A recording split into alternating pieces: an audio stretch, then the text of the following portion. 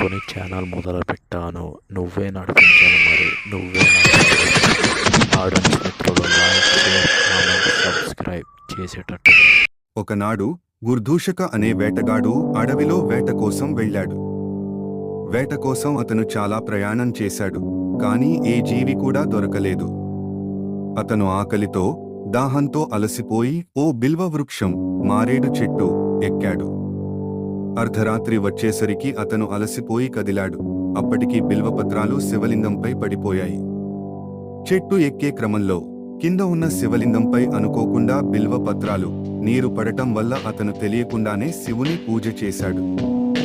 రాత్రంతా నిద్రపోకుండా జాగరణ చేసిన కారణంగా అతనికి మహాదేవుని అనుగ్రహం లభించింది.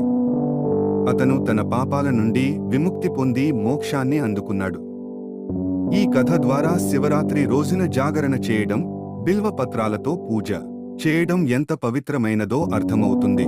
దేవతలు మరియు దానవులు కలిసి క్షీరసాగర మథనం చేసినప్పుడు అమృతంతో పాటు హాలాహలం అనే మహావిషం బయటపడింది. ఆ విషం అంతటా వ్యాపించిపోతే ప్రపంచం నాశనమవుతుంది. అందుకే దేవతలందరూ భయంతో శివుని ప్రార్థించారు. శివుడు ఆ విషాన్ని త్రాగి తన గొంతులో నిలిపివేశాడు. దీనివల్ల ఆయన గలగల అని మంటలు పుట్టేలా ఊపిరి విడిచాడు.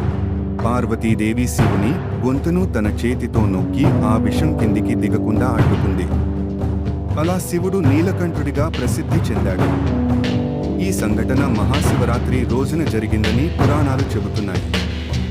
అందుకే ఈ రోజు శివుని ఆరాధిస్తే మనము కష్టాల నుండి విముక్తి పొందుతామని భక్తులు నమ్ముతారు.